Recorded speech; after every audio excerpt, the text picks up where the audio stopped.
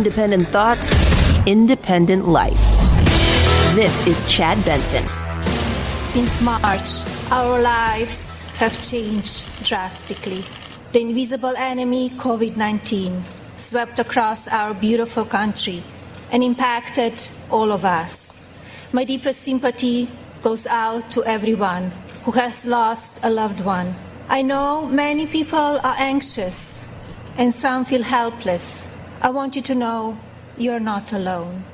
I will say I watched a bit of last night, more than I did the night before, and I catch up with some of it today. And part of the reason is my son's here. At the end of the day, he priority all of this stuff.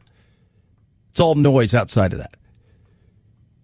But catch up, get up extra early, come in and catch up with everything. And then I like to look at the comments of what people are saying. Heard a great comment a while back that says, we're all too often major in the minor and minor in the major. So like you go to college, what do? You major in something. What are you going to major in? Whatever it is that you're going to major in, right? That's what you're doing.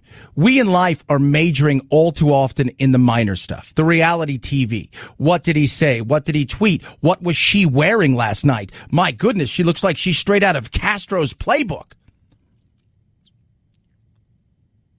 And that's hilarious because the same people that say that would be offended if you talk about AOC and what she's wearing. But we major in the minor and we minor in the major. Trump is a lot of things. He's a blowhard.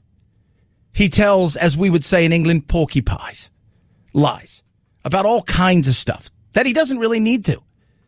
Says all kinds of things, trolls people all day, and people major in that. They minor in achievements. They minor in things that matter. We did the same thing with Obama. Too often we majored in the ridiculousness and we minored in achievements. We do that with most presidents nowadays and most politicians because it's easier to focus on stuff like that for whatever reason than the things that actually mattered. Last night was much better. I thought Melania struck a nice tone. I think she, and I think, quite frankly, pretty much most of them kind of did something that was missing the night before and, by and large, was missing the entire time from the DNC. Rand Paul, I thought, gave a great speech. But I'm proud of the job Donald Trump has done as president. I don't always agree with him, but our occasional policy differences are far outweighed by our significant agreements. But more important than simple agreement is accomplishment. President Trump gets things done. When some in Congress wanted a so-called revenue-neutral tax plan, Donald Trump and I worked together to make sure that it was a true tax cut. Remember, we major in minor and minor in the major. We reality TV show pay attention to things that have nothing to do with anything else. I think Trump has done a hell of a job on the economy. I think some of the stuff today, here's a perfect example, won't get talked about. Because of the continuing expansion or trying to expand China's doing in the seas around the globe, what did he do? Came out, posed sanctions on exports and imports, especially when it comes to certain Chinese firms. Why? That stuff matters because China has a bigger game plan. Rand Paul continues. For those of us who lament the Biden crime bill that locked up a generation of young black men, remember that Biden bragged about a bill that still wreaks havoc among people of color. I'm supporting President Trump because he believes, as I do, that a strong America cannot fight endless wars. We must not continue to leave our blood and treasure in Middle East quagmires. Trump pulling people back. Getting our soldiers out of there. I love that. I don't want to be in endless wars. Do we need to be the police at times? Absolutely. Do we have to go in and be the peacekeepers, and that doesn't always mean boots on the ground? Yes, sometimes we do. Do we need to be strong for our allies, but also hold our allies' feet to the fire? NATO. You don't have to like Trump at all. Jeff Flake, who was one of the first prominent Republicans to come out and to say he couldn't stand Donald Trump.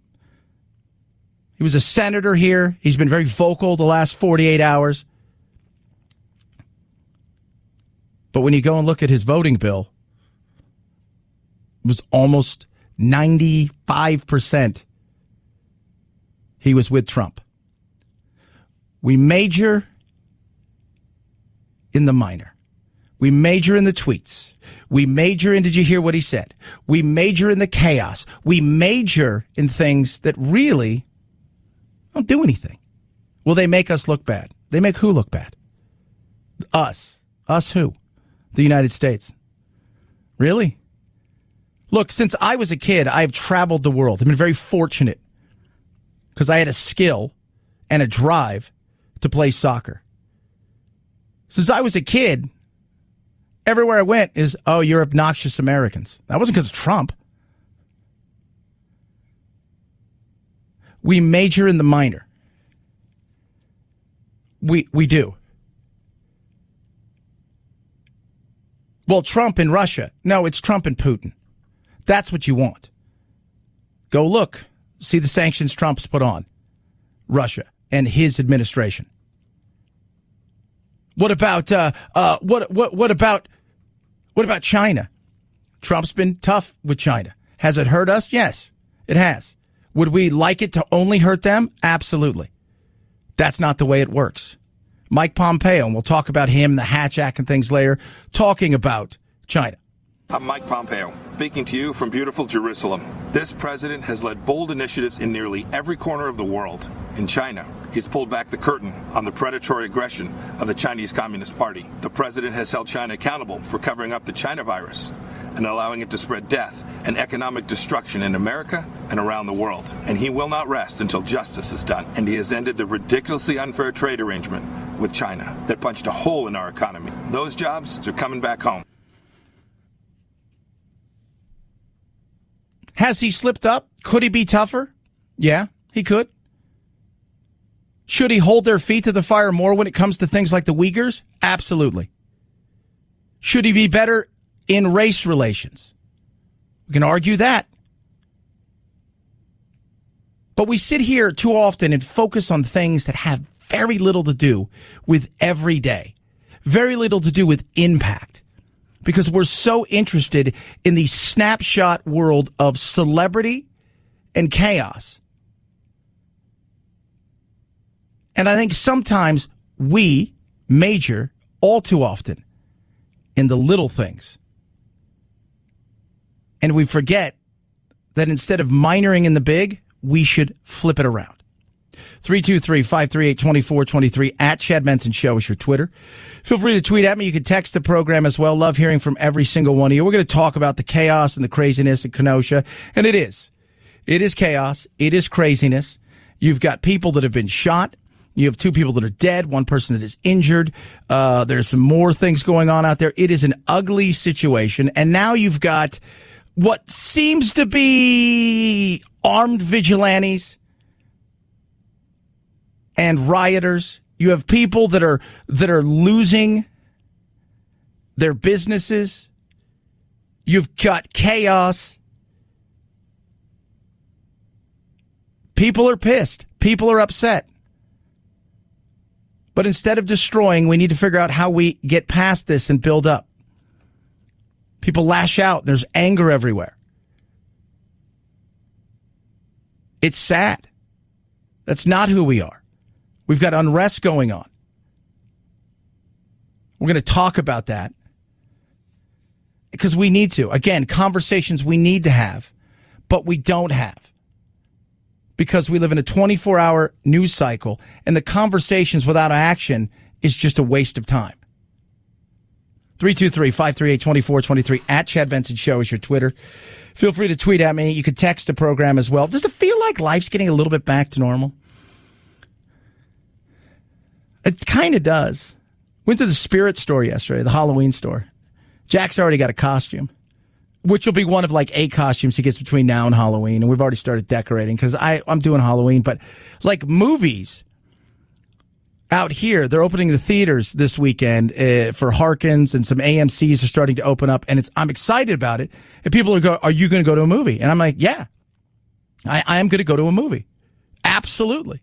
When? I said I might go this weekend. I said I'm going to golf. I got a lot of stuff to do, but Jack's here. We're going to try to squeeze in a movie. And now I see when you go, because I go to this thing called Box Office Mojo. If you guys want to find out what movies are coming out, what the box office is doing, stuff like that. If you're interested in it, great website, Box Office Mojo. They've started movies that were pushed out to 2021 now are starting to pop up.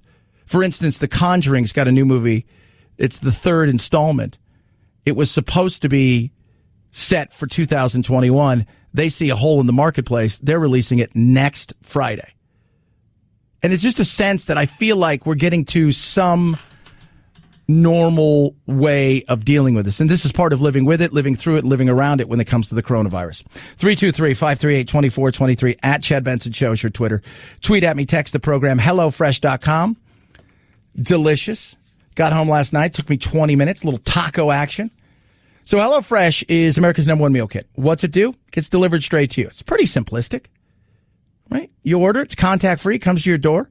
Inside, there's all kinds of different meals to choose from, and there's different meal choices. You can do vegetarian, you can do low-calorie, you can do a family-friendly. Jack's here, so we're doing family-friendly. It's awesome.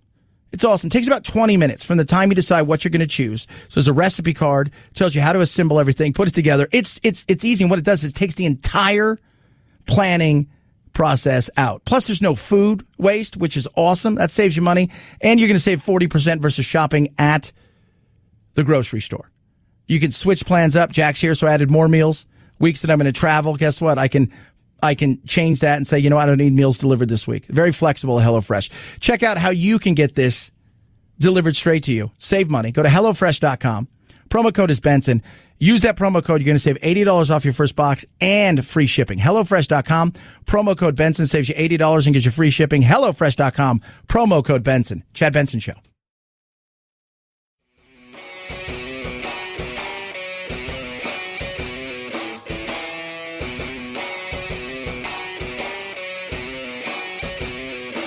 Being antisocial sucks. Hang with Chad's friends on Facebook, The Chad Benson Show. And if you just need some alone time, head on over to Twitter at Chad Benson Show.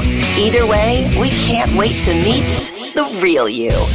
Another long night of protests here. Like the others, things started relatively peacefully, but then quickly turned violent. Now, despite the curfew, protesters took to the streets, clashing with officers who were trying to clear the area. Yeah, so you've got this going on in Kenosha. It is ugly. Tons of unrest. Jacob Blake, African-American, scuffle with the police. Apparently he had a warrant for his arrest. Cops show up because there is an altercation that has nothing to do with him. As far as, he didn't start it. He was trying to play the peacemaker from what people are saying. But he does have a warrant for his arrest. Cops don't know. Obviously, they show up. There's a bunch of people. You're trying to figure out what's going on. You don't know. It's not like you have a bird's eye view into everything. You know who everybody is. We're not into that world yet of, RoboCop where show up and we can decide who's a threat, who's not a threat, who are you. Scuffles with the police. Tries to get back into his vehicle where his kids are. Cop is holding his shirt. He's trying to get in. 8 shots are fired. One of them striking him in the spine. His father says he's paralyzed from the waist down. Doctors don't know if that's permanent or if there's a chance that he'll walk again. He did survive. And it was caught on tape. And then there was new tape that came out yesterday that showed that before, because what do we usually see? We see a portion of something. We don't see the entire thing. If something is 20 minutes long, we see a portion of it. We do not see the entirety of it. But you had an unarmed black man shot by an officer. white.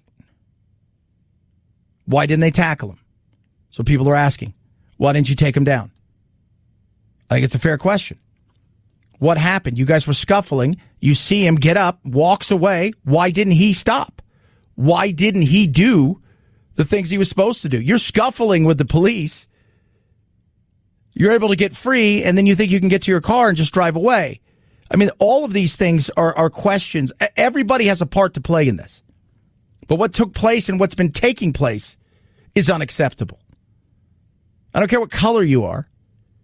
The reality is burning down, destroying, rioting, and looting isn't going to help a message. It just isn't. At all. It's not going to help a message. And yes, people are going to point out that he had a criminal past. He did, including assaulting an officer. Guy had some issues. Not saying that. Just because he has issues, did it mean that he deserved that? And just because we saw that, does it mean that the police broke the law, or was that within their training? But destroying things isn't going to help anybody. It just isn't. I mean, I sit there and you're pissed, you're angry, you're upset. Okay, what do we do?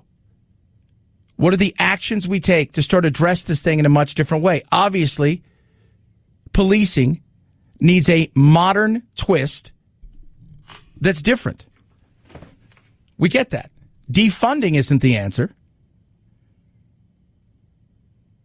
Thinking outside the box? Absolutely. But these kind of actions, words, and the things that are taking place, that's not going to fix anything. It's not. And what it does is it turns the message off to a lot of people who would absolutely be sympathetic. 323-538-2423. It's the Chad Benson Show.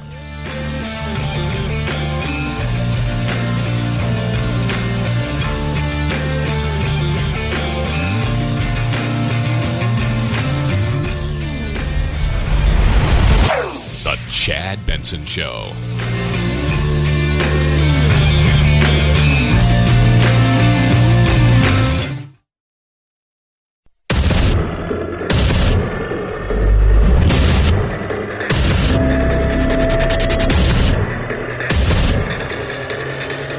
Independent thoughts, independent life. This is Chad Benson. When Iran threatened, the president approved a strike that killed the Iranian terrorist, Qasem Soleimani. This is the man most responsible for the murder and maiming of hundreds of American soldiers and thousands of Christians across the Middle East. And you'll recall, too, that when the president took office, radical Islamic terrorists had beheaded Americans, and ISIS controlled a territory in the size of Great Britain. Today, because of the president's determination and leadership, the ISIS caliphate is wiped out. It's gone. And just 2 weeks ago, the president brokered a historic peace deal between Israel and the United Arab Emirates. It's a deal that our grandchildren will read about in their history books. By the way, as we've been talking about, too often we major in the minor, the little thing, the chaos, the things that really don't matter, and we minor in the things that we do. We buy the steak because of the sizzle, but then we taste the steak and it's crap. But the sizzle. We need to open up and start thinking about words, attitude versus action. I think it's a fair question. Trump does have accomplishments. He did thump the caliphate. He has pulled our troops out and wants to continue to pull more. He has been not as hard as I'd like on China, but he's trying something. He's been harder than people realize on Russia, but you want him to be hard on Putin. You don't care about Russia. You care about Putin. Things that he has addressed. There are things he's failed at. Absolutely. The coronavirus has been a swing and a miss. But pretty much every governor has also swung and missed. So I think today I saw something. CDC recommends that people who aren't showing signs not even get tested. You're like, what? But it spreads through race. You don't know. You're grasping. And it's funny because when I hear people talk about, they're like, well, it's novel. That's why they don't really know what to do. But you expect Trump and everybody else to know what to do? Well, you've got to hold their feet to the fire, and absolutely you should. Has he done things that have pissed people off? Yes. Case in point, last night, Pompeo speaking. He shouldn't have been. He shouldn't have been. Federal law, the Hatch Act, they'll bring it up. Both sides will spin it their way. But this is one of those things where it's just kind of something you don't do. Right? You don't do these things. It's always been one of those, Secretary of State, just certain people inside of the cabinet and the administration that you just don't get involved with. The Hatch Act essentially says all employees are prohibited in the executive branch of the federal government except the president and vice president in engaging in some form of political activity. And last night, it's just one of those things where you stay away from it. Right? You don't do it, but he did. He did. And they're going to talk about it. And they're going to make something out of it. At the end of the day, nothing's going to come out of it. But it'll be something you could focus on to see, look what he did here. He's using the White House. He's using this. He's used all these things. Look, if Biden was president right now and he wanted to use the White House, I wouldn't care. We're not supposed to be anywhere. We're not supposed to be gathering in large crowds. We're not supposed to be doing any of these things. This is just a weird time. Sometimes weird times. But the Pompeo thing, I think is a fair question to ask. Are you hearing even a hint of remorse over the use of the levers, the symbolism, the real estate that comes with our presidency for this television presentation? Brian, I'm hearing zero remorse. This was a controversy in the weeks leading up to the convention when the president made it known that he intended to use the South Lawn of the White House on Thursday night for his formal acceptance speech. People are going to ask the questions. What did he know? What didn't he know? Here's the way Trump looks at stuff, and I want people to understand, right? There's no defense in some of this stuff. He just looks at stuff, well, why can't I do that? It's just stupid. It's a stupid rule. It's the dumbest thing in the world. It's like kids with math now, and they want you to, you got to read it like this, and you carry this, and then and there's a story that goes with this, and and there's two of these, and why did they get this way, and who is this person, and why do they like cows, and then 2 + 2 is 4. Why can't you just go 2 + 2 is 4? That's Trump's way. Well, I see point A and there's point B. Why can't I just do point A? Well, because it was designed this way, because the Hatch Act's been around since the late 30s, and all of these things. Really? I mean, I talk to politicians all the time. I've got a friend here in the Valley who's a prominent politician. I never have him on my show. I do criticize him quite a bit. He gets a little pissed at me. But he says, man, when you first get there, you have no idea how bizarre some of these rules are. It's like archaic, weird, can't do this, got to do that. Nope, you can go in this room, but you only have to have your left foot first. I mean, it's odd. Trump just looks at stuff and is like, why can't I do it? And I think a lot of presidents get to that point. Not just Trump. You heard about, Obama. All of them all said the same thing. Man, you get in there, you realize you don't really have a lot of power. There's not. It was designed that way.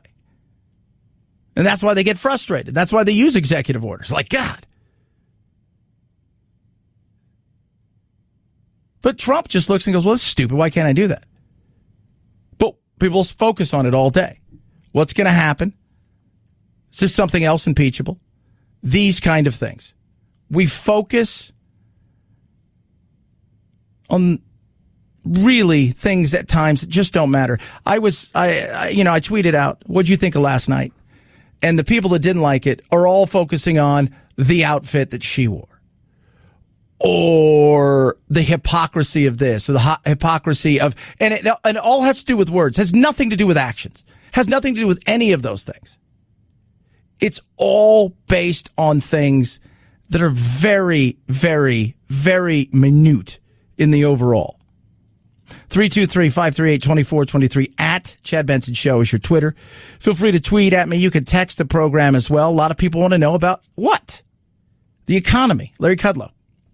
Hello, folks. You know me from TV and radio. I'm Larry Kudlow. Inheriting a stagnant economy on the front end of recession, the program of tax cuts, historic rollback of onerous regulations that crippled small business, unleashing energy to become the world's #1 producer, and free, fair, and reciprocal trade deals to bolster manufacturing, agriculture, technology, and other sectors. The economy was rebuilt in 3 years. Now, I think the economy that Trump was handed was pretty good. I think there was a lot Obama could have done. And I do think sometimes the overregulation, in particular in certain sectors, was ridiculous. Because in certain places you had regulation, and then states have their regulations. So you had regulations on top of regulations on top of regulations, and it made it kind of ridiculous. People say, you don't want any regulations? No, regulations are, to me, are fine. Overregulation, I think for most people, is ridiculous. Plus, the other thing is you take out the free market side of things. Right? Is that... You take that out. If somebody makes a bad widget because they're using cheap material,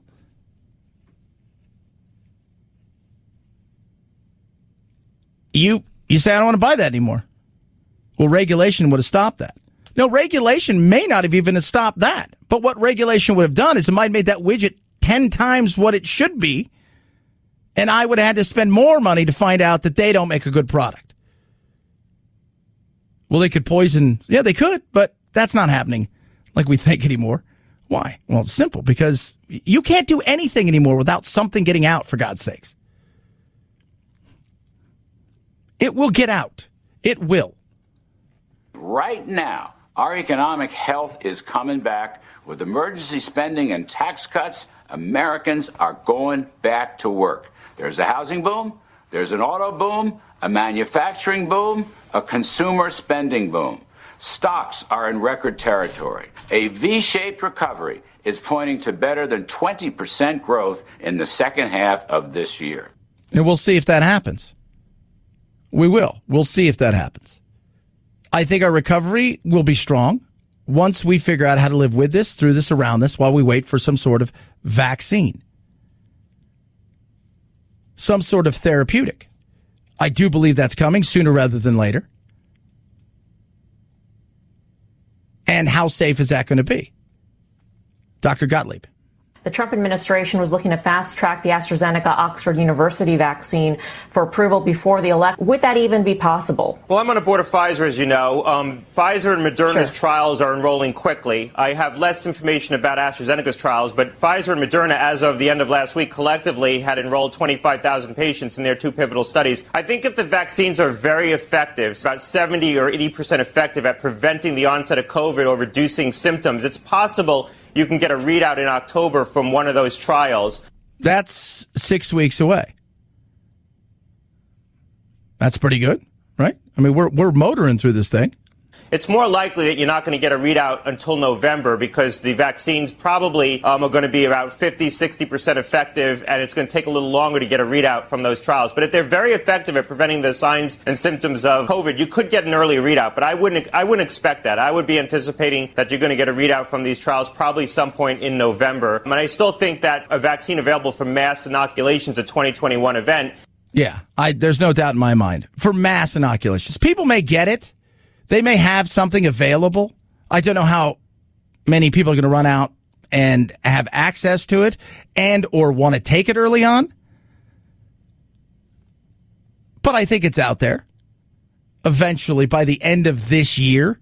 But it may not be till 9 months from now before we have this thing across the board with everybody. And we have flu season coming up. And I don't think flu season is going to be as bad as people think. I think people are going to go out and they're going to go, you know what? This year, normally I don't. I'm going to go get a flu shot. Plus, we're still social distancing. Many offices aren't going to be open at least the rest of this year, or they're going to have staggered work schedules. Kids in school, it's a 50-50 proposition depending on where you are. I just don't think we're going to be in a position where we're going to be out and about And I think because of COVID, it's going to limit flu season. So that's a good thing. 323-538-2423 at Chad Benson Show is your Twitter. Tweet at us, text the program. Raycon, best earbuds around. Jack comes into me last night. It's like, Dad, can I have your Raycons? I'm like, you can use them. No, can I have them? No. You can't have them. I'll get you some. Why? Because they're amazing. And the style, the comfort, the fit, the sound quality is second to none. And the price point. Price point's insane. Normally you'd spend $200 for something like these. You get the little white stems or dangling wires. But they got a name on them. This name is huge. Raycon is amazing. 6 hours of talk time, seamless Bluetooth pairing, better sound quality, better design, and the comfort. Like I say, I go play golf every day. Got a plan for that. I go out and I swing hard. Go through a couple hundred balls sometimes. Never worry about them running out, and I never worry about them falling out. You will love these. And they start well under $100. Get your E25s now by going to buyraycon.com/Chad. Buyraycon.com/Chad. You'll save big.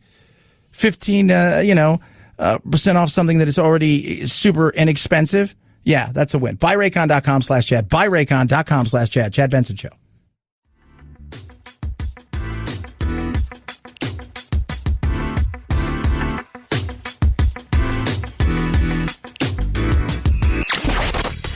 Boys, give me a bowl of chili with plenty of peppers. One Mexican heartburn. Why don't you mugs grow up? The Chad Benson Show, where independent, a la carte thinkers have a seat at the table and a voice in the dialogue. I'll have what she's having. This is Chad Benson. Turns out Dave Matthews and Sting make some pretty good wine. Award-winning wine expert Mark Oldman held a taste test of celebrity wines, and Sting and Dave Matthews tied for the top spot, while Cameron Diaz's Avalon White Blend came in dead last. Other celebrity wines in the mix included Zach Brown and Real Housewives star Lisa Vanderpump. Oldman will host a celebrity war of sparkling wines Wednesday night, pitting Christy Brinkley, Isaiah Thomas, Francis Ford Coppola, Juliana Rancic, John Legend, and Drake against each other. That's right. Celebrities. It's a horrible life. They're going to tell us how bad everything is. Now, if you guys don't mind, we're going to go back to our wine tasting. Dave Matthews. Oh, my Lord. It's like, what's he do now? Because he's a festival guy. He's the king of jam bands. I don't know what he does. It's interesting. It's very interesting. Sting. The best story I've ever heard about Sting. His producer, Anthony, used to work at Sirius and XM or whatever. He said Sting came in one day and he says he's got an entourage that's like God knows how many people. 20, 30, 40, 50. Like everybody's wife's with him. Everybody's got an entourage. And I'm like, man, that's nuts. That's crazy. And I've seen that. When I was in London, I remember some people would come in with massive entourages. And you're like, really? That's crazy. Joan Collins came in one night because her daughter worked for our station. And she came in. And she just had a guy that drove. That was it. Like the governor comes in. Well, he used to come. He won't do our show out here in Arizona anymore because he doesn't like us. But he come in and he's got like 8 guys with him. And like Ms. Sally and several people. John McCain would come in. He had one. He had a lady that used to drive him as kind of like his little security detail. And that was it. He's just one person. I'm always amazed by that. 323-538-2423 at Chad Benson Show is your Twitter. Tweet at me. Text the program. The biggest sports story in the world isn't what's going on here, but what potentially may happen to arguably the greatest soccer player of all time because he says, I've had enough. I don't want to be here anymore. What does he want from these final couple of years? Now, of course, we know that he wants to win things. Where does he think that's most likely? Which kind of players does he want to play against? What kind of league does he want to play in? What kind of demands does he want to be made of himself? What kind of statement does he want to make with the last, well, he's 33, so what do you think? Last 2 years of his professional career, maybe the last 3? So Lionel Messi has been with Barcelona since the age of, I think, 9. He's 33. He's never played anywhere else. He's over it. He wants to leave. He wants to go somewhere. Here's the problem. the out clause. So to purchase him, they don't really swap players in Europe and in soccer. You buy players. And now they've got this financial fair play rule where you can only spend a certain amount of money. And his out clause is almost $1 billion. And there's only 2 teams, Manchester City and probably Paris Saint-Germain, who can afford that because they have huge money, oil money. It's very difficult to judge this now. Who can pay for him? Who does he want to go to? What kind of challenge does he want? What happens now? And if he is able to get himself out on a free transfer, then of course that opens up a world of possibilities that we didn't imagine were possible before. Yeah, he's not going to get out. No, Barcelona's not going to give away that. You're not going to give away Michael Jordan at the top of his game. Babe Ruth, see what happened, boss. At the top of their game. You're just not going to do that. It's impossible. For nothing. 323-538-2423 at Chad Benson Show is your Twitter. Feel free to tweet at you. Text me. If I'm the MLS, I'm like, yeah, we'll give him $1 billion. We'll take him. We'll have him play on every team. Chad Benson Show.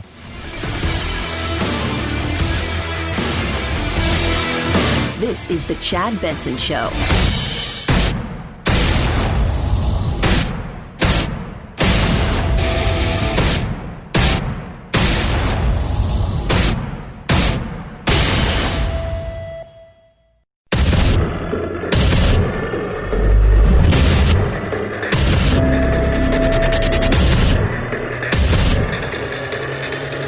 Independent thoughts, independent life. This is Chad Benson. I don't want to use this precious time attacking the other side because, as we saw last week, that kind of talk only serves to divide the country further. I'm here because we need my husband to be our president and commander-in-chief for 4 more years. We all know Donald Trump makes no secrets about how he feels about things. Total honesty is what we as citizens deserve from our president. Whether you like it or not, you always know what he's thinking. Yeah, you do. I'm going to say something right now. Bette Midler, you're awful. You're an absolutely awful person. You know, we talk about the division in this country. And the liberals talk about it's basically everything's Trump's fault. Like, we didn't have division. These aren't individuals that ever thought this way. Trump comes in, and that's the way it was. That's a bunch of crap. Last night, she says she can't speak several words in a few languages. She can speak several words in a few languages. Get that illegal alien off the stage. Oh, God, she still can't speak English.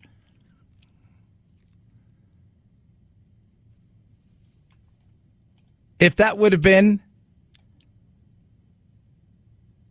Michelle Obama, I'd tear into you. Because you deserve to be teared into. You're useless. You haven't been relevant in forever. You sit around in Southern California, in Manhattan, and you judge people, and you tell everybody how they should live their lives. And you go out and you say things that if somebody else on the other side, which there shouldn't be, but there is the other side, says, you'd freak out and lose it. But because it's Melania, you think it's okay. Because it's Melania, you're like, you know what? I can hammer her. It's no big deal. No, it is a big deal. These are the issues. You want to know why we're divided? Because of crap like that. Because you stop seeing anything other than what you perceive to be the worst in a human being. Because they don't believe what you believe.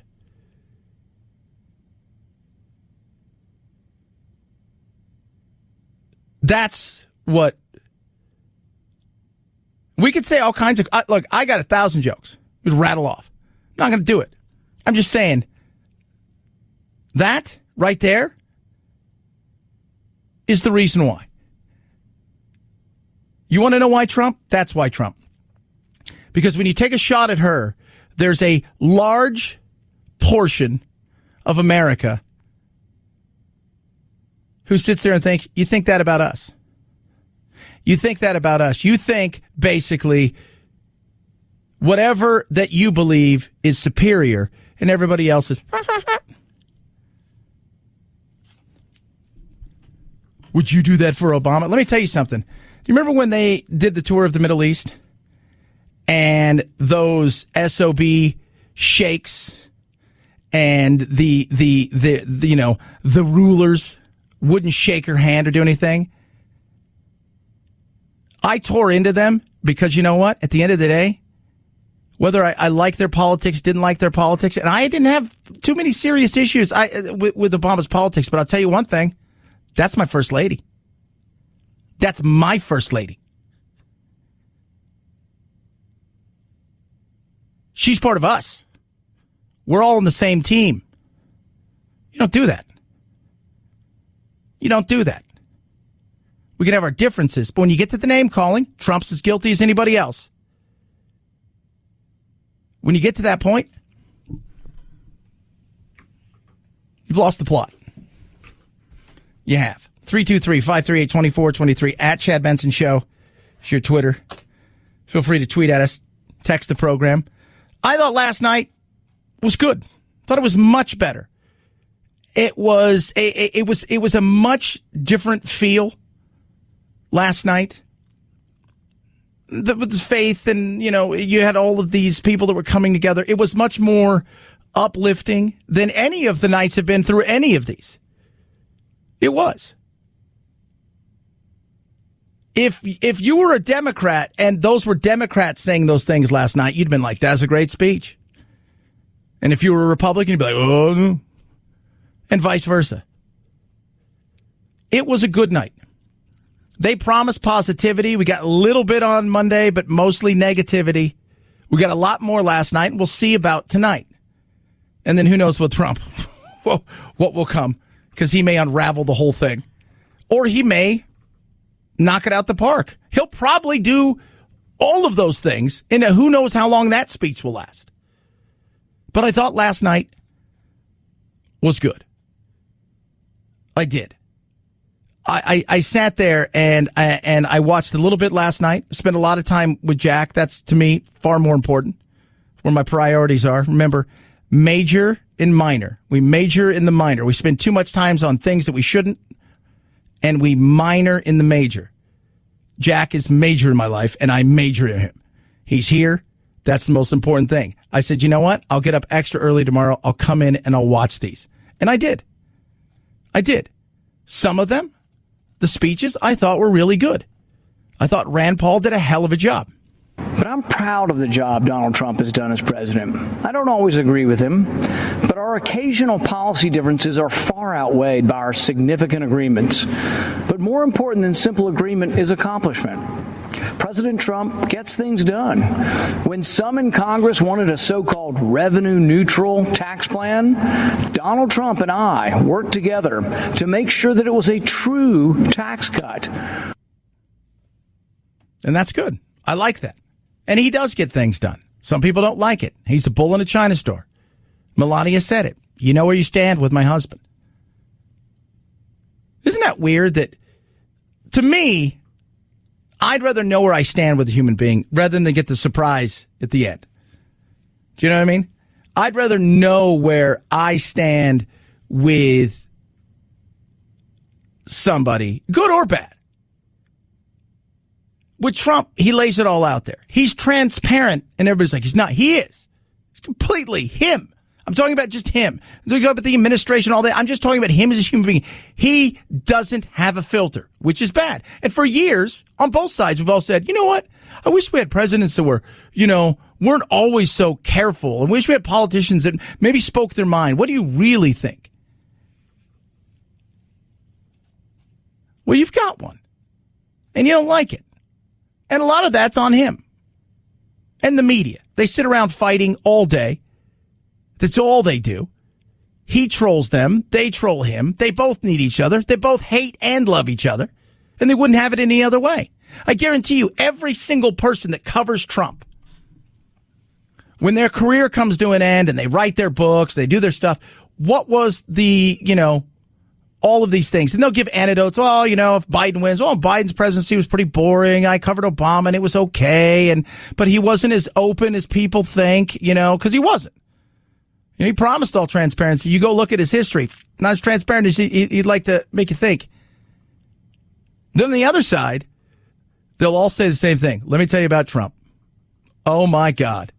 Chaos, craziness, wildest. It was the weirdest, wackiest times of all. That'll be the thing they talk about. They love and hate each other. They do. They love and they hate each other. Some of the stuff that was talked about last night was the economy. It's always the economy, stupid. Larry Kudlow. Right now, our economic health is coming back. With emergency spending and tax cuts, Americans are going back to work. There's a housing boom, there's an auto boom, a manufacturing boom, a consumer spending boom. Stocks are in record territory. A V-shaped recovery is pointing to better than 20% growth in the second half of this year. That would be great. It would be. Do I think that that's going to be there? I don't know. I think a lot of it has to do, obviously, with what's happening currently with the coronavirus. Have we learned a lesson? Do we understand it? Can we control it? No, we can't control it. Producer Phil, nature, remind everybody. Chad, nature, I believe, will mess you up. Mess you up. And this is nature. This is something that came. We're acting like we're going to be able to control this at this moment in time. We're going to have to live through it. We're going to have to live around it. We're going to have to live with it. Can we control our actions to mitigate it? I think we can. Have we learned some lessons? I do. I do believe we've learned some lessons. So I do not believe it's going to be as bad. And I think part of that's because we have personal responsibility.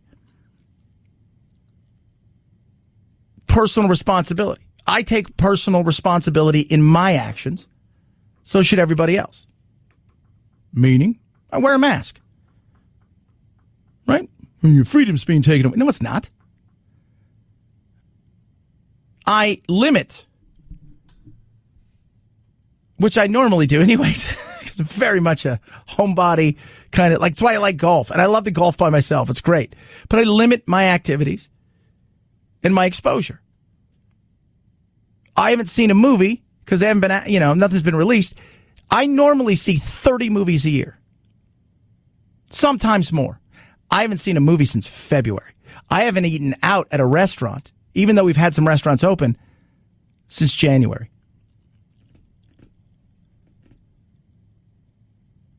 It's been a while. But personal responsibility. I think we will see a bounce in the economy because I think we understand some of the things that we need to do to mitigate this. I think we're treating it better. Me, being positive, I do believe, no matter what they say, I think a good portion of the worst is behind us. Doesn't mean we're not going to have some hot spots, but I do believe that. But a lot of that also has to do with personal responsibility. Doing the little things that make the bigger picture easier to see. 323-538-2423 at Chad Benson Show, your Twitter. Tweet at us and text the program. MyPillow slept deliciously well last night. Thank you, MyPillow. So right now, they've got a BOGO. You buy one, you get one free. So if you order MyPillow, you buy one, you get one free. If you order a mattress topper, you buy one, get one free. The towels, the Giza sheets, you name it, they've got it. Whatever you order, you buy one, you get one free. Top of that, you get a 60-day money-back guarantee, 10-year warranty, and it's made right here in the USA. So when you go to MyPillow.com and you go to checkout and you hit, new radio listener special, you type in code Benson. When you check out, if you order Mike Lindell's book, he's going to ship everything for free, and then he's going to give you a $25 gift card towards your next purchase. Do it. Take advantage of it. Buy one, get one free. MyPillow.com. Promo code is Benson. MyPillow.com. Promo code Benson. Chad Benson Show.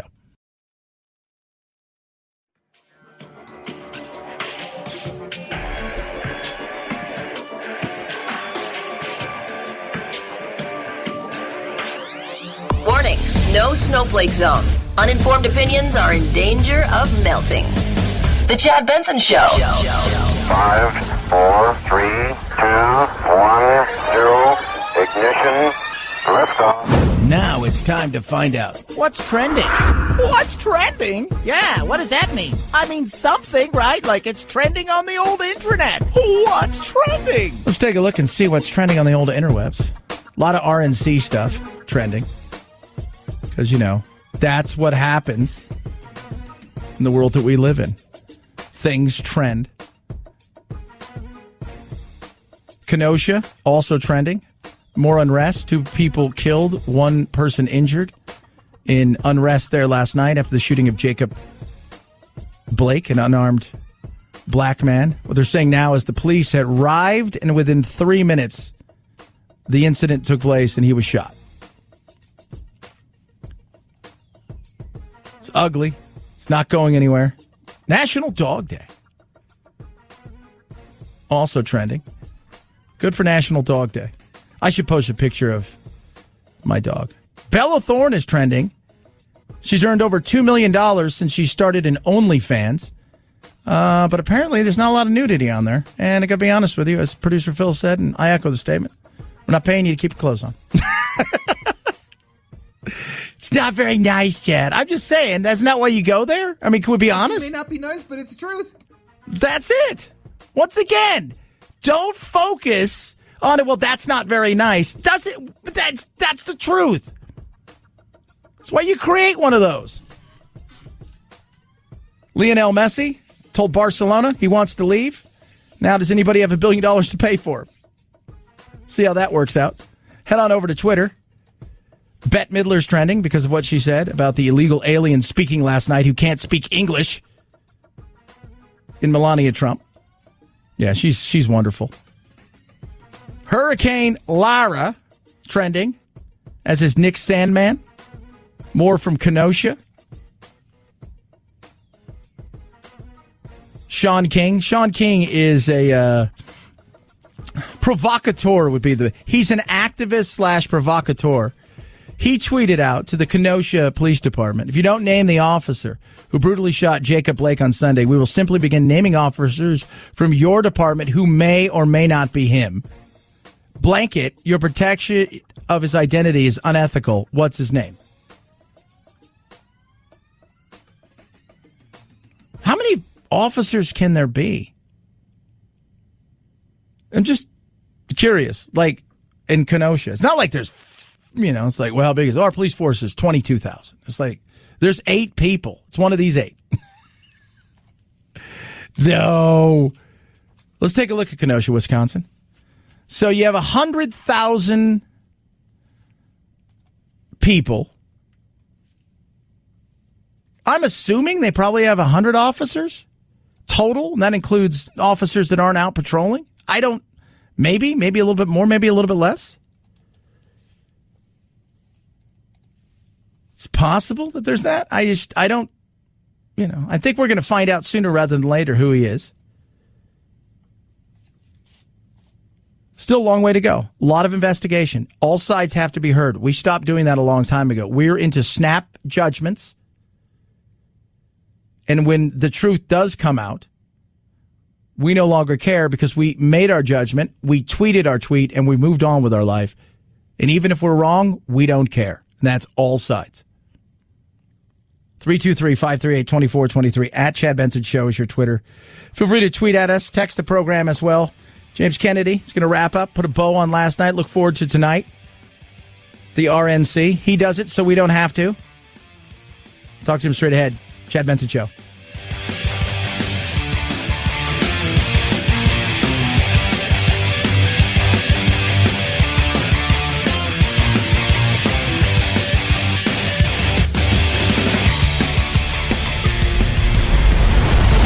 The Chad Benson Show.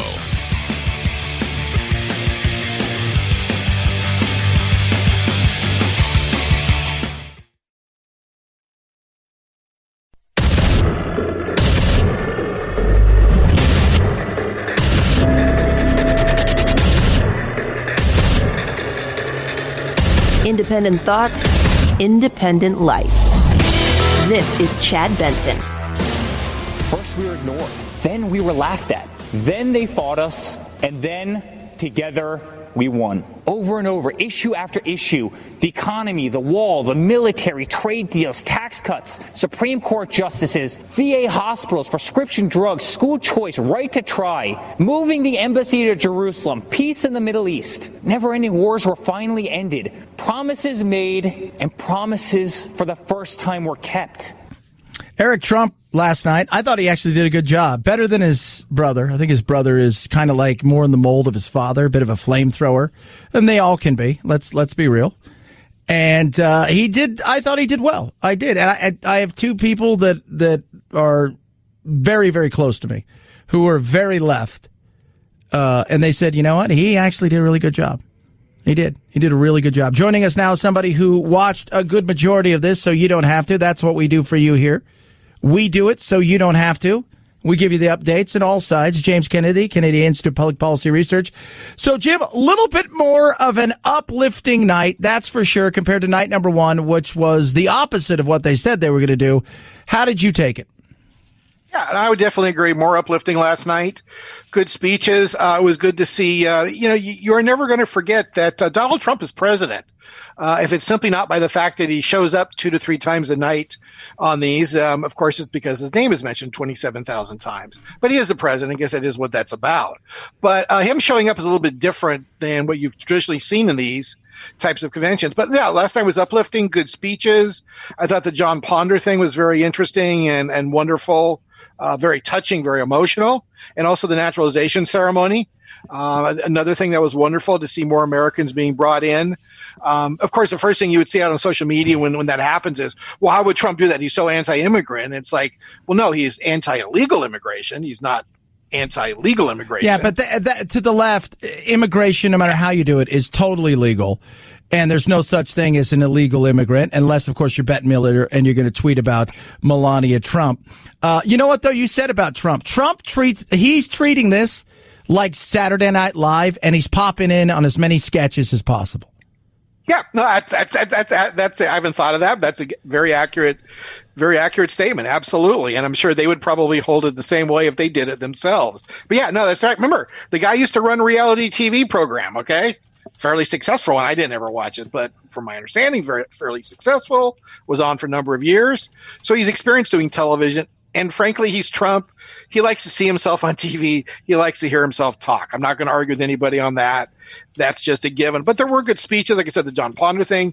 Pam Bondi gave a good speech. Ryan Hallett, the police officer who the lady with the opioid addicted lady was pregnant, adopted the child. But yeah, there were a number of great speeches last night, and we'll have to see where it goes from there. Talking to Jim Kennedy, Kennedy Institute of Public Policy Research, we talk about the magic that is the RNC and the DNC. Last week, I thought they were pretty negative. I think they even admitted it on more than a few occasions that they went way too Trump negative, derangement syndrome, and not enough positivity. Last night, it was a lot about accomplishments. Secretary of State Mike Pompeo. I'm Mike Pompeo, speaking to you from beautiful Jerusalem. This president has led bold initiatives in nearly every corner of the world. In China, he's pulled back the curtain on the predatory aggression of the Chinese Communist Party. The president has held China accountable for covering up the China virus and allowing it to spread death and economic destruction in America and around the world. And he will not rest until justice is done. And he has ended the ridiculously unfair trade arrangement with China that punched a hole in our economy. Those jobs are coming back home. Yeah.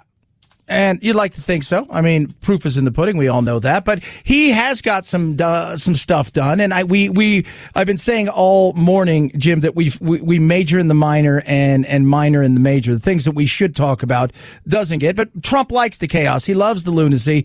But the Pompeo thing is another one of those things where even when he's giving something, he's talking about it. The reality is he shouldn't be doing any of that, should he?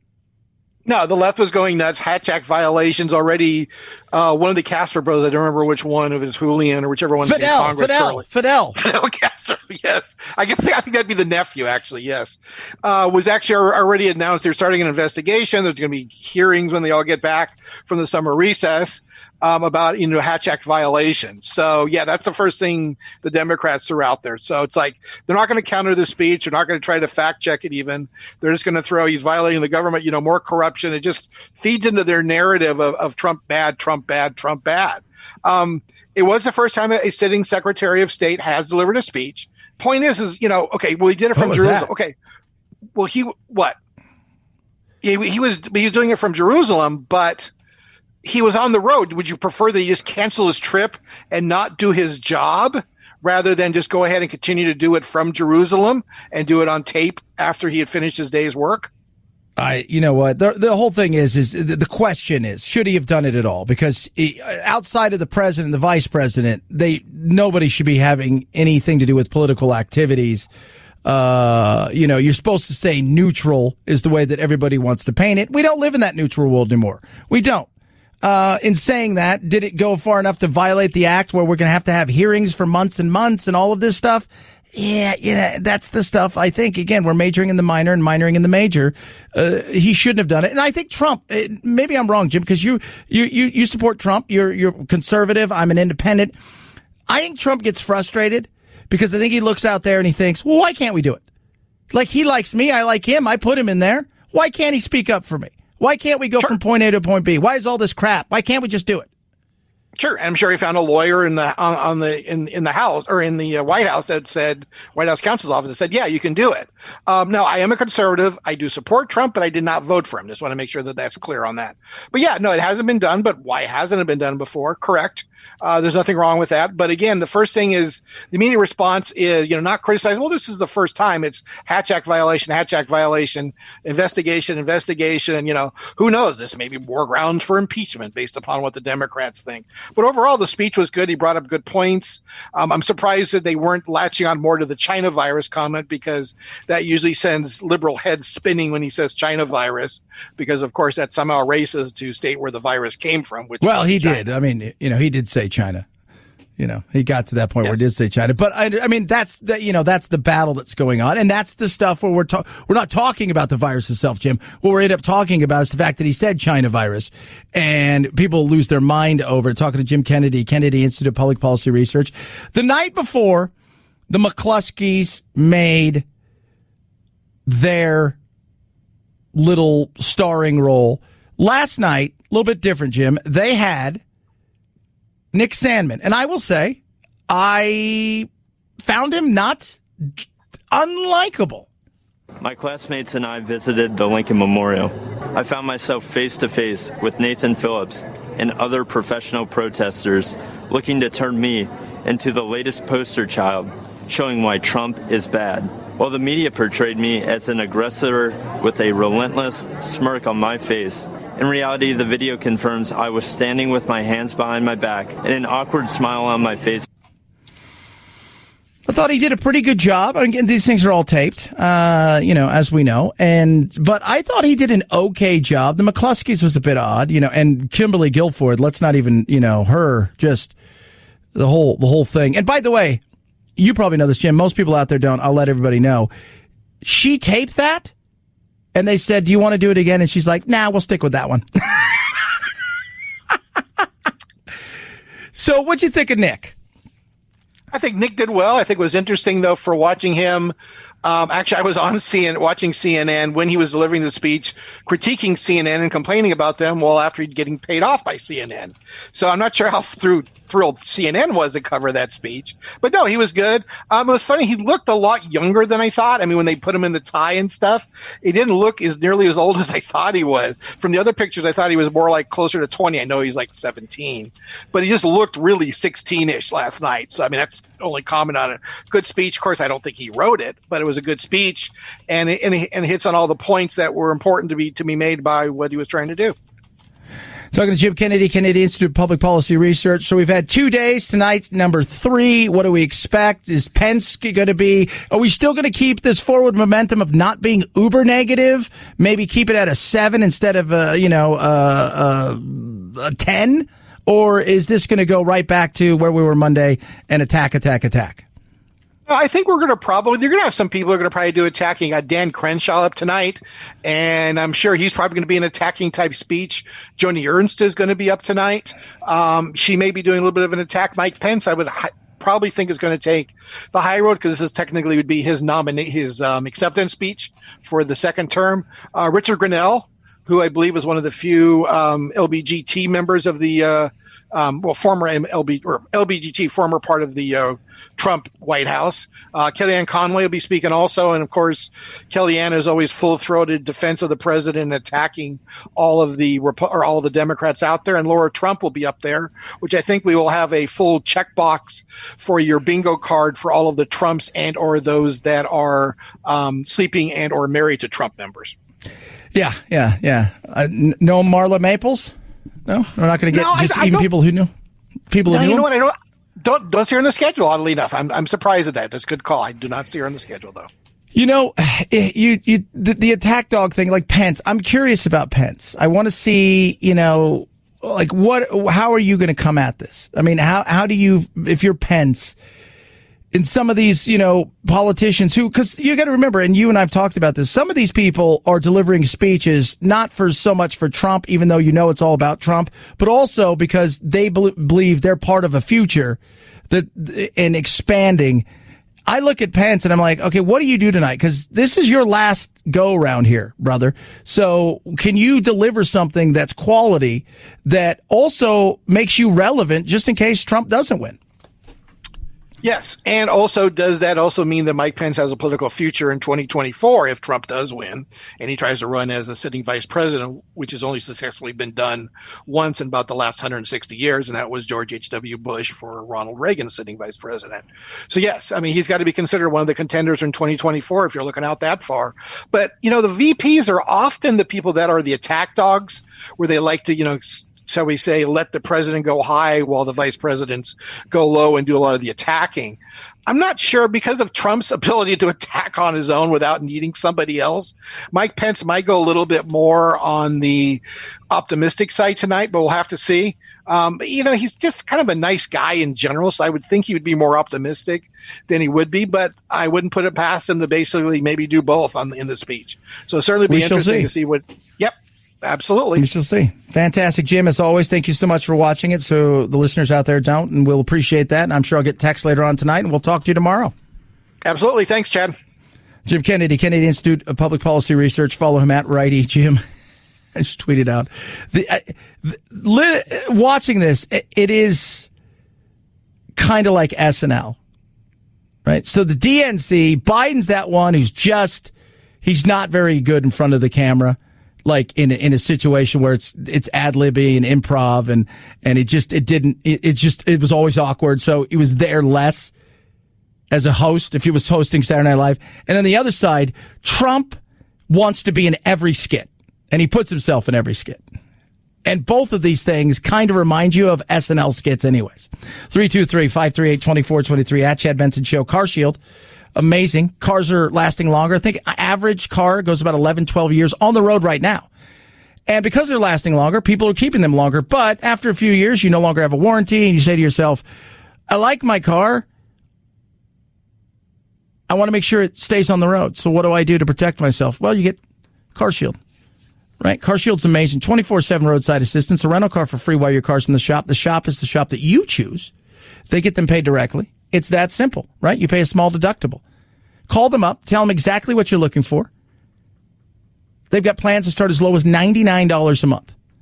Imagine that, spending $99 a month with the thought that, hey, if something goes wrong, I'm covered, thanks to Car Shield. Call 800-CAR-6000, mention code Benson, saves you 10%. 800-CAR-6000, code Benson saves you 10%. Or carshield.com. Carshield.com. Code Benson, again, saves you 10%. A deductible may apply. Chad Benson Show.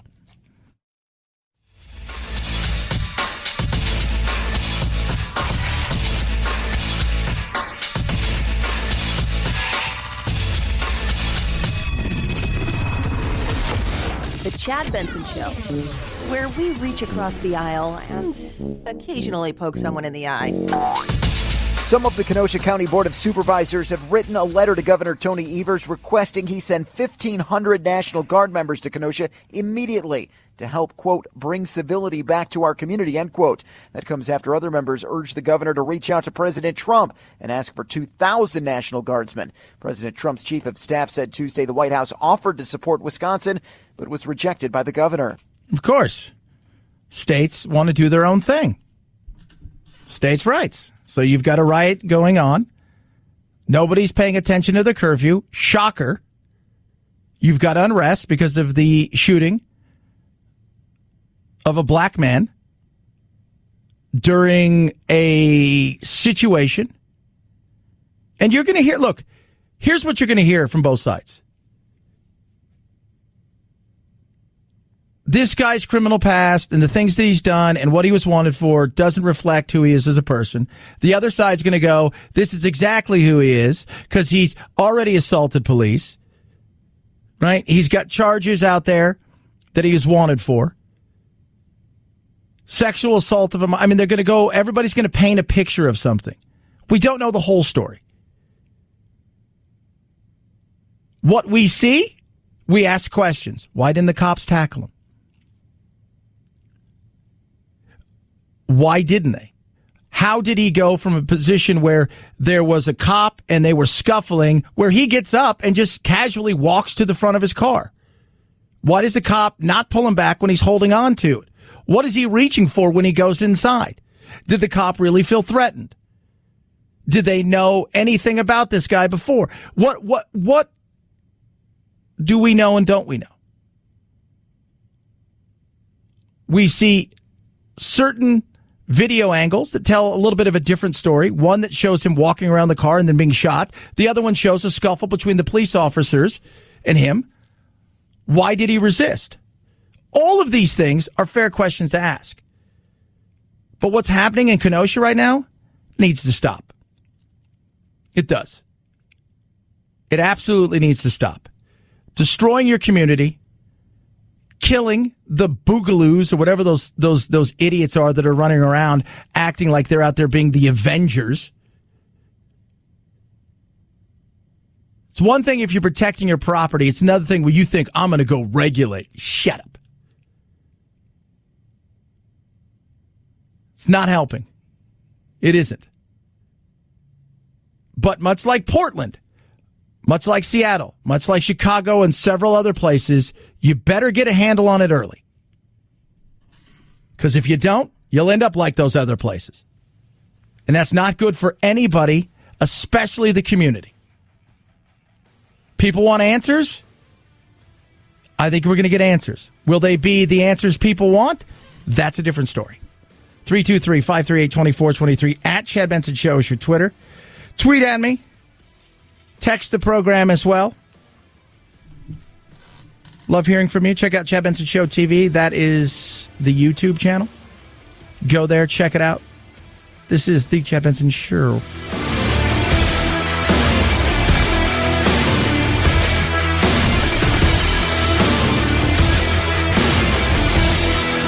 This is the Chad Benson Show.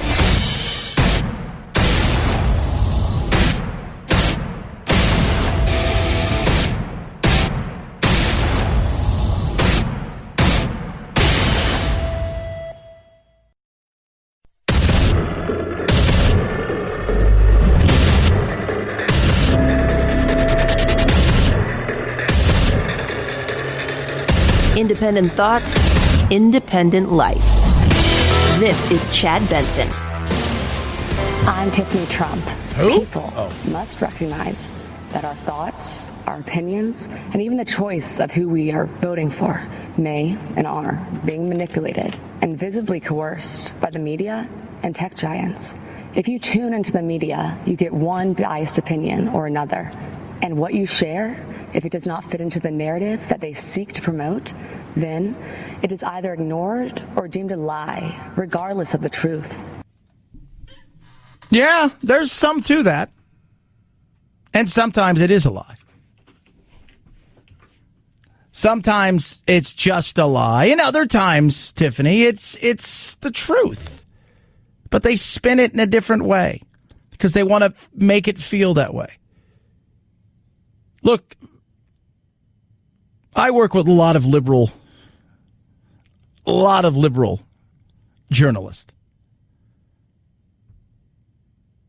And they'll tell me all the time, it's tough. It's tough to, not keep out certain things. It's tough to always put stuff in there because anymore journalists have become activists, and that's not a good thing. It's not always that way. And I got zero problems with holding people's feet to the fire if it's you're doing it for what reason, though, right? Are you doing it because you can't stand this person and you're only going to hold his feet to the fire, but the other person can get away with something and you're going to not hold their feet to the fire because you've become an activist more than a journalist? Fact check. Oh, that sounds great. But then who's fact checking the fact checkers? These are things that I think frustrate a lot of people. It feels like there is a bit of a double standard out there because there is. Is it as big as some people make it out to me? No. But does it exist? Yes. Last week, the DNC, CNN kind of fact-checked people. I thought they did, surprisingly, I think they did a pretty good job because I didn't think they were going to at all. But with Trump, it's all that it becomes. Well, that's because he's a giant liar. Politicians lie. Somebody tweeted at me yesterday, texting me. You guys feel free to text me always. I try to reply as much as I can. 323-538-CHAD, 323-538-2423. And what I always say out there is politicians lie. They tell you what you want to hear. We don't hold their feet to the fire. They tell you things that you want to hear. It's the thing with Trump. Say what you want about Trump. Say what you want. But you kind of know where you stand. Even Melania said that last night. I don't want to use this precious time attacking the other side because, as we saw last week, that kind of talk only serves to divide the country further. I'm here because we need my husband to be our president and commander-in-chief for 4 more years. We all know Donald Trump makes no secrets about how he feels about things. Total honesty is what we as citizens deserve from our president. Whether you like it or not, you always know what he's thinking. And that is the absolute truth. You always know what he's thinking, which is not always great. It's not. But with Trump, the little becomes a lot, and the stuff that should be big gets pushed to the background because we're so busy focusing on things we shouldn't be. We major in the minor and minor in the major. Translation, we major in something that really is nobody, it doesn't matter. But where we should be focusing, looking, questioning, debating, we don't. So we minor in that. That's a secondary thing because this over here is shiny and big, and this over here is not that. But we also live in a world now where you're paid by your clicks. You're paid by your views. You're paid by your shares. You're paid by how many people read your articles, see your whatever it is that you're on. And part of that is our consumerism of politics and entertainment. We've now made them one. The lines are no longer blurred. It's like it is one. And it has been coming that way for a long time. We act like Trump created it. No, Trump just took it to the level where it was always going to go. It was just who was going to get there first, the right or the left.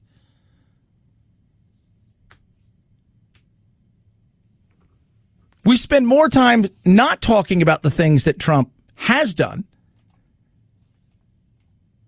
Right? So he pulled us out of the Iran deal, which I thought was a smart thing. I think that thing was worth the paper it was written on. Even Chuck Schumer said that's ridiculous. That whole thing. So we're going to give a month to do whatever they want, right? Pull us out of that. Climate, you can sit here, we can debate that all day.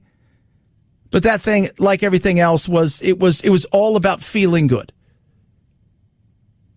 He knocked down regulations. If you're a conservative, what he's done with the courts is shaped the courts for years.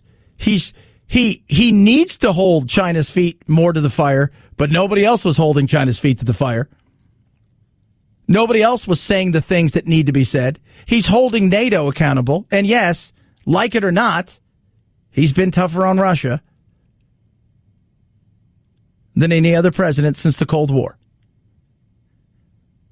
The economy was good under him. It was. Has he failed at the coronavirus? I think to a person, we can all kind of raise our hands. Some people, like, I didn't think it was going to be, I never thought it was going to be 2 million. I thought that's ridiculous. I never did. Did I think it would be a little bit less than this? Yeah, I'll say that. But do I also think that it was nothing but panic porn on television 24/7 about the world coming to an end and that was overdone? Well, 100%. Did governors across this country fail? 100%. I don't think anybody's really got it right. But that's why it's a novel virus. There are things that you can look at and say, I didn't like that, but there are also things you can look at and say, but we don't even get to any of those things. We only get to the noise. People still talking about they're fine people on both sides. People still talking, well, see, Chad, that shows he's a white supremacist. You're like, oh, God. You know, that he says one thing in a meeting for 2 hours, figuring something out, that somebody goes, well, that gets out and gets tweeted. Next thing you know, it becomes a story. We don't talk about it. The United Arab Emirates and Israel coming together and recognizing Israel as a state for the first time ever, an Arab nation, is massive.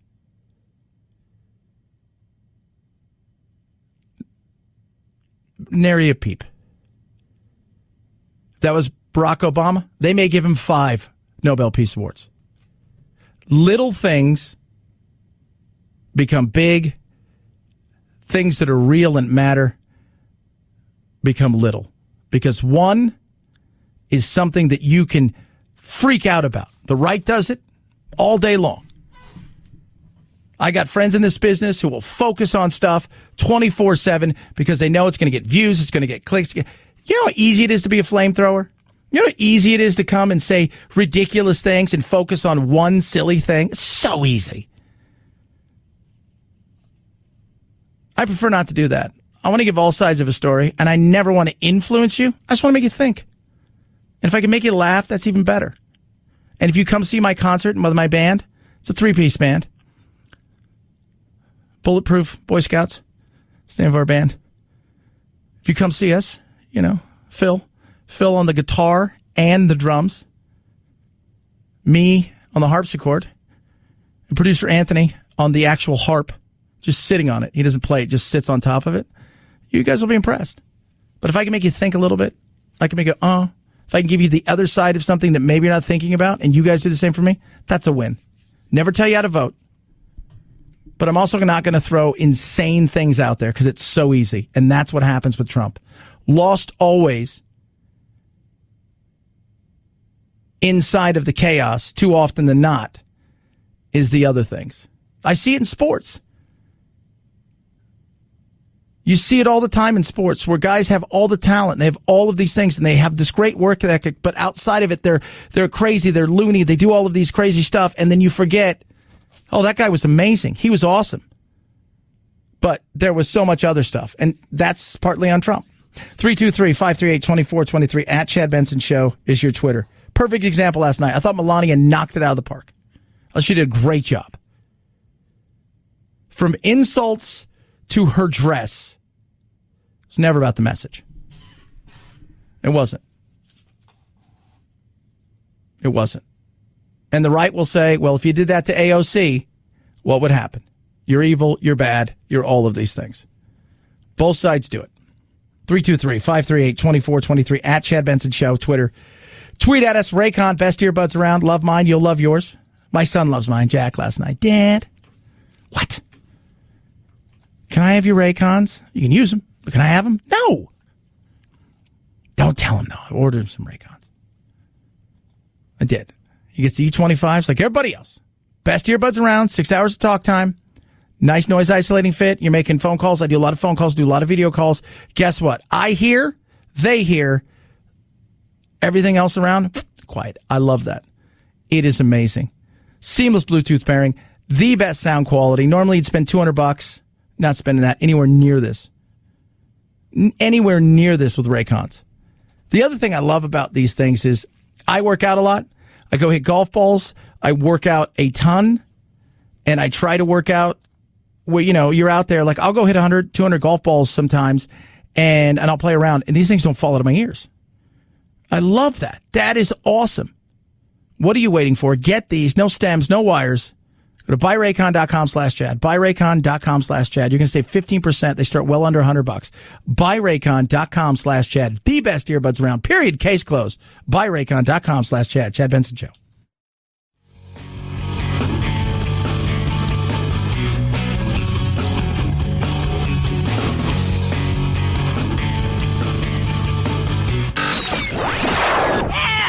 I can't take it anymore! Well, get over it. It's time to forge a new path with your very own political cartographer, Chad. He seems to have no compunctions at all about trying to rip apart the social fabric and the political equilibrium of the American people. And he's strategically planting doubts in advance to try to undermine people's confidence in the election. So Americans of whatever party have to gird ourselves to push back against this despicable strategy that he's signaling. You want to know where global warming comes from? That guy. He's just a giant global warming. That was Al Gore using them big words and such. He's not finished. More Al, please. Of course, he's put in Lackey as a Postmaster General to try to deprive people who are scared of the pandemic from voting. He's attempting to put his knee on the neck of democracy. In the process, create all of the doubts that he thinks might come back and help him by creating chaos and confusion, which is the milieu he seems to prefer. The milieu he seems to prefer. Oh, my Lord. Yeah, that DeJoy guy, I don't know if he is... he's the one you want in charge. I don't think he thought he's like, cool, man, I got to be one of these people here, Postmaster General. Do I get a uniform? Nah, I don't want one of those uniforms. I want one like the Surgeon General. You got a cool uniform. I want one of those. I don't want to be just the Postmaster General. I want stars. What do you mean I got to go to Congress? Wait, what? Oh, goodness me. Oh, my Lord. It's crazy, isn't it? It's a world you want to hear crazy? Here's a perfect example of politics is wacky. Cliff Sims. Probably haven't heard of that name, but he wrote a book, a tell-all, brutal book called Team of Vipers about working with Trump, and it was brutal. It was awful. It was damning. He's MAGA again, supervising the speech writing for the convention. Don Jr. said Cliff's a staunch supporter of my father and his America First agenda. He fought to get Trump into the White House in 2016, and he's done a great job. And he's helping us at the convention to help make this year's RNC a gigantic success. He was welcomed with open arms.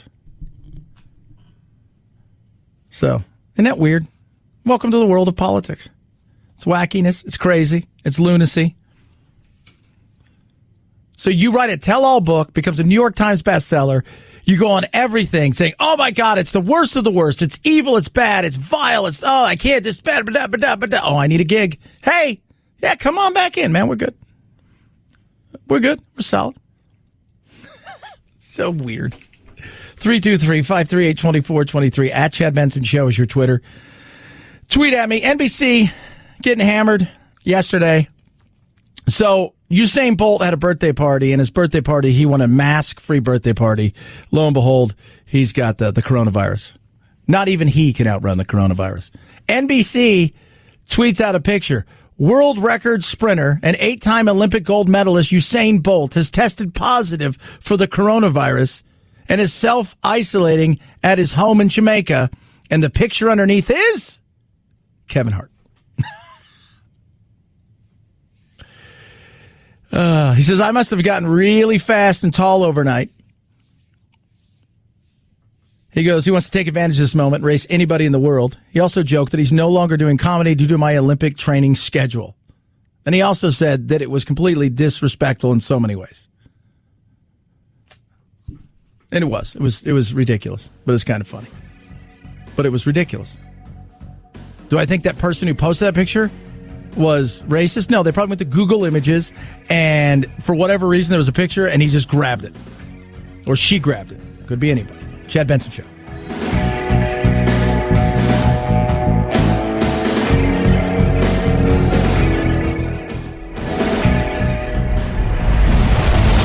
The Chad Benson Show.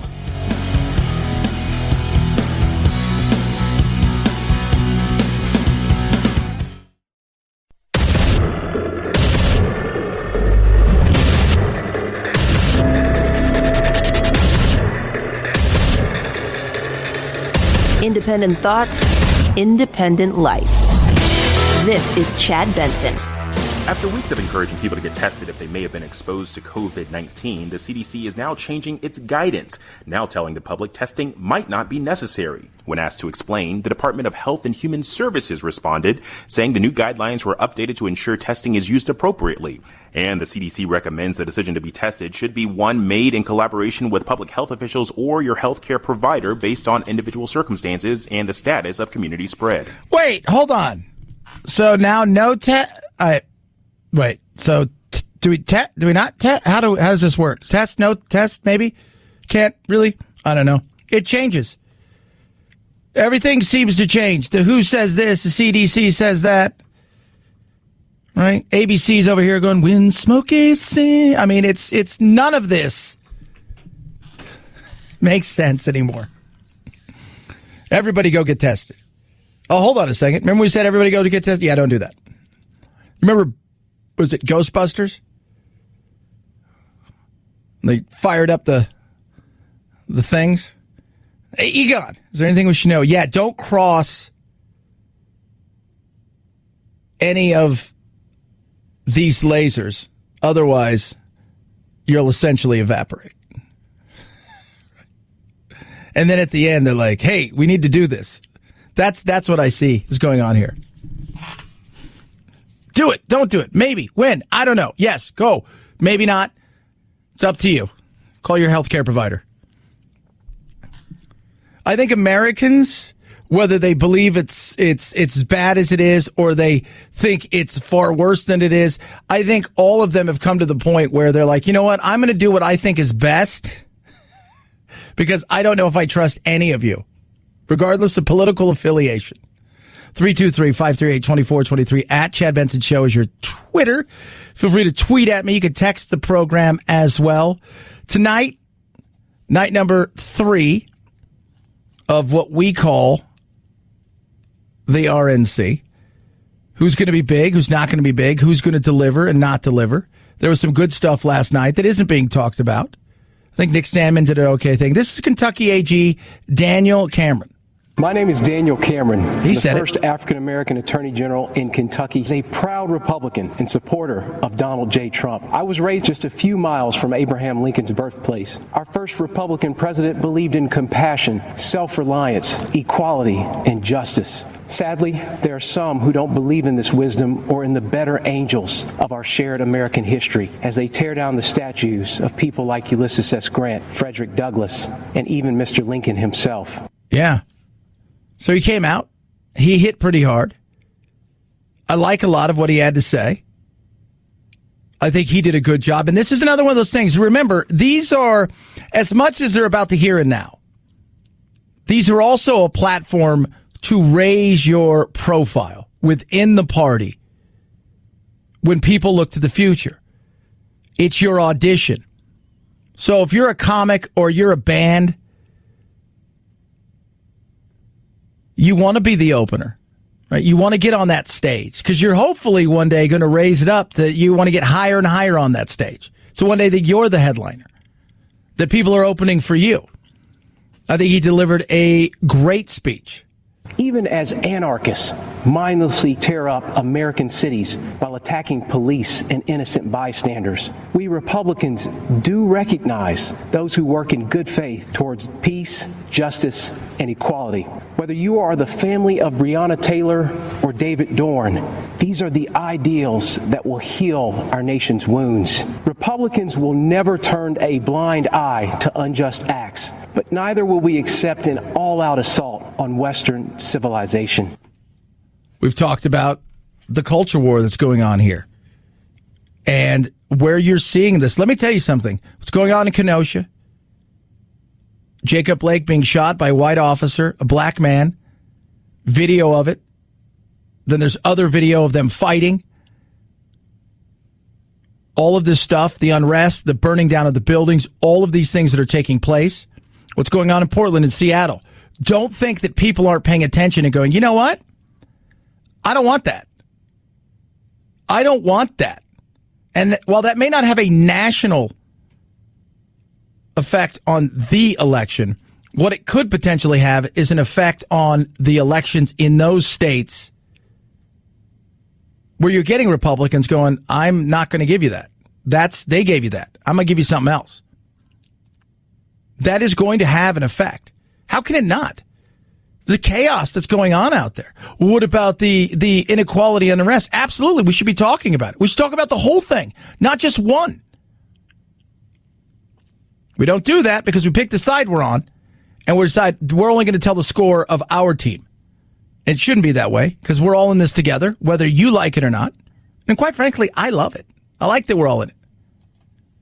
I think often about my ancestors who struggled for freedom. And as I think of those giants and their broad shoulders, I also think about Joe Biden, who says, if you aren't voting for me, you ain't black, who argued that Republicans would put us back in chains, who says there is no diversity of thought in the black community. Mr. Vice President, look at me. I am black. We are not all the same, sir. I am not in chains. My mind is my own. And you can't tell me how to vote because of the color of my skin. Boom. Well, I thought he did a hell of a job last night. I didn't like that Pompeo spoke. I think, they're going to talk about the Hatch Act. He spoke. I think what he delivered was fine. I do. But at the same time, you're not supposed to. You're Secretary of State. You're not the Vice President. You're not the President. You shouldn't be running any kind of help for the campaign whatsoever. You've got a job. This is not what you do. Does it get to the point where we're going to have to look at this? We may have to, impeach again and take. No, enough of that crap. But the media, they pick apart stuff, right? Today it was like, they didn't focus a lot on coronavirus last night. No, they didn't. Right? I mean, I listened to the DNC. I didn't have Jack last week, so I got to spend a little bit more time. I have my son here. Priorities. What'd I say? We major in the minor, minor in the major. Guess what? Jack's my priority. My family's my priority. Always will be. He calls right now. I'm picking up the phone. My priority. That's what that is. But I watched last week. You know what it was all about blame, never what are we going to do to get back. I will say, out of all the nights that I've seen, last night was the most positive. Doesn't mean they'll keep it up, but it was the most positive. Rand Paul thought he did a great job. But I'm proud of the job Donald Trump has done as president. I don't always agree with him, but our occasional policy differences are far outweighed by our significant agreements. But more important than simple agreement is accomplishment. President Trump gets things done.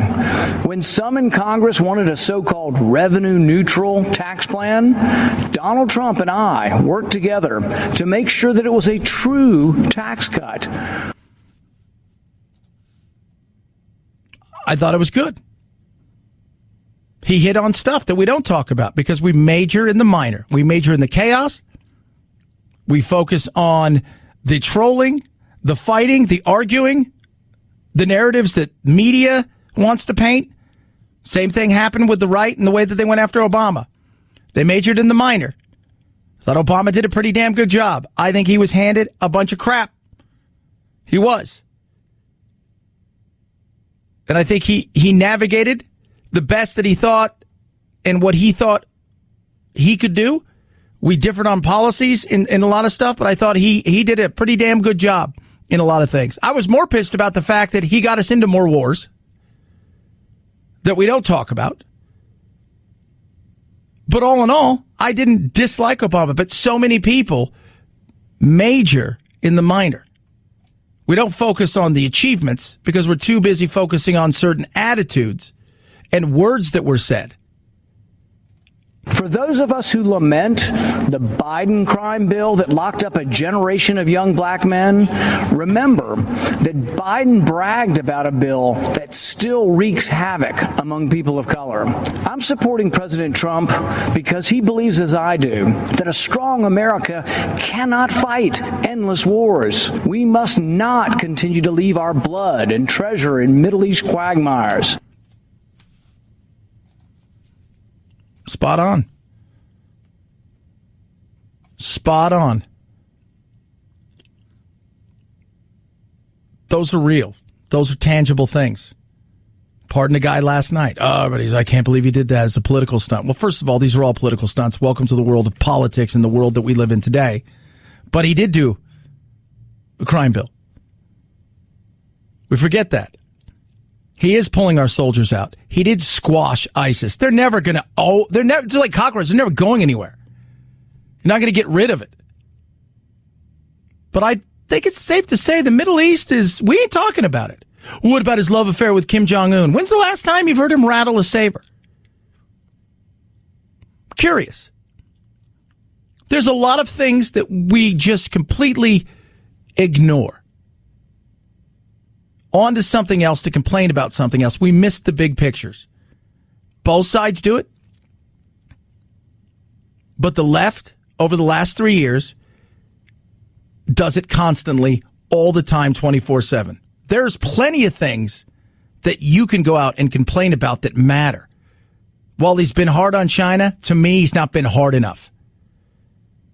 With Russia, you want him hard on Putin, not Russia. You don't care about Russia. You care about Putin. There's a lot of things that you can get pissed and angry about in the political world that I could focus on that. That's something that's real. But instead, it's more about what did he tweet? What did he say? What can last in the news cycle that's going to make people click and do this, that, and the other? Throwing it out there. Saber rattling from a lot of places. Not so much. Well, he's destroyed our standing in the world. Has he really? Do you think Germany's going, well, we're never going to be friends with America again? No, right? Our NATO allies got called out. They stepped up. Right? Kind of, a little bit. Well, he's just a jerk. Yeah, probably. Probably is just a jerk.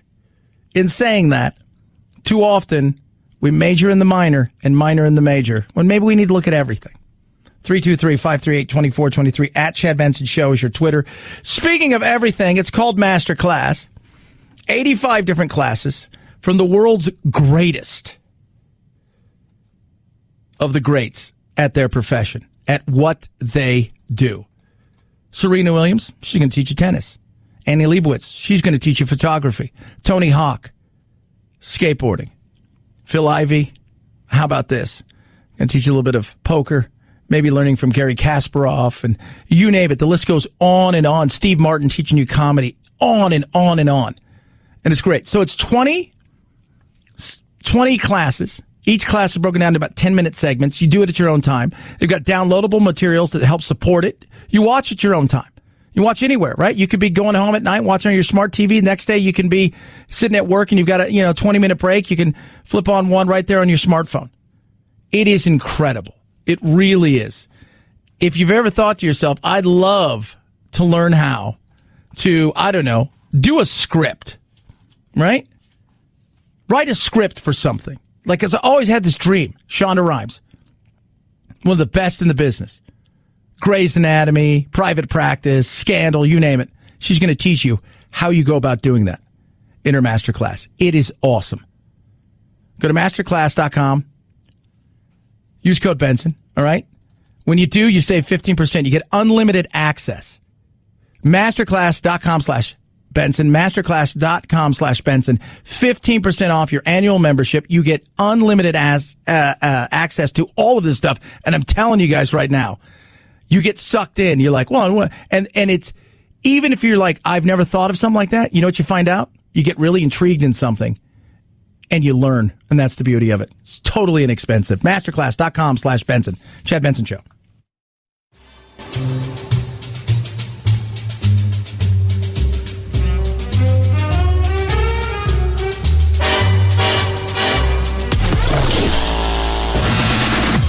No need to fear. We promise we won't give you a noogie and make you cry Russia, Russia, Russia. Who is the fearless leader? Fui. Fui, fui, and double fui. What is your language? This is a family show, remember? Fui to families too. Nostrovia. This is Chad Benson. Be interesting. Recap everything tomorrow. How tonight goes. Who are we talking about tomorrow?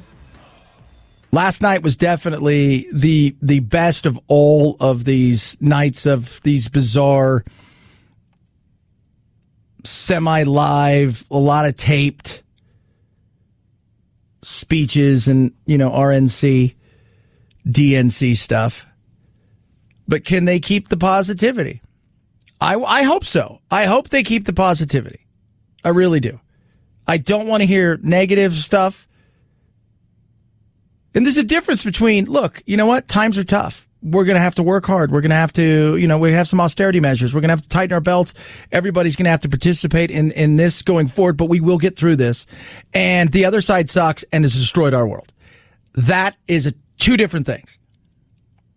Reality, negativity, or positivity. Right? You've got to be real. And at the same time, show people a way to move past whatever it is. If it's negative, the negative thought, I don't need that.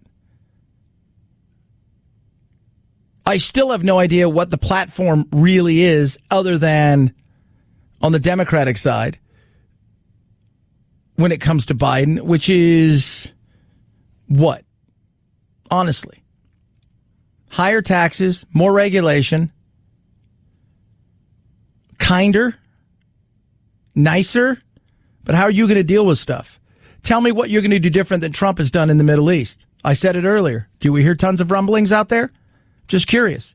ISIS has been pretty quiet. Doesn't mean they won't crop up. Al-Qaeda, same thing. Doesn't mean they don't want to do damage. What are you doing different? How are you going to take on China? Which, by the way, we get this report. What's it say? Russia wants Trump to win. Oh, China wants Biden to win. We don't focus on any of that stuff. No. What are you going to do? How are you going to come after it? What are you going to do different? When you were vice president, Ukraine needed a lot of stuff. You gave them blankets, if you will.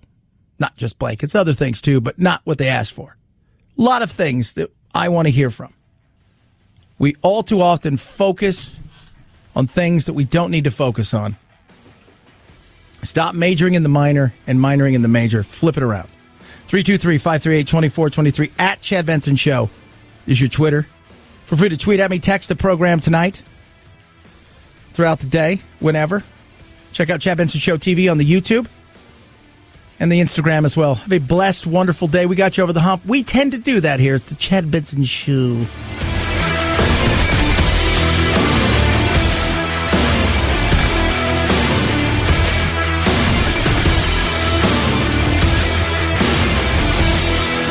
This is the Chad Benson Show.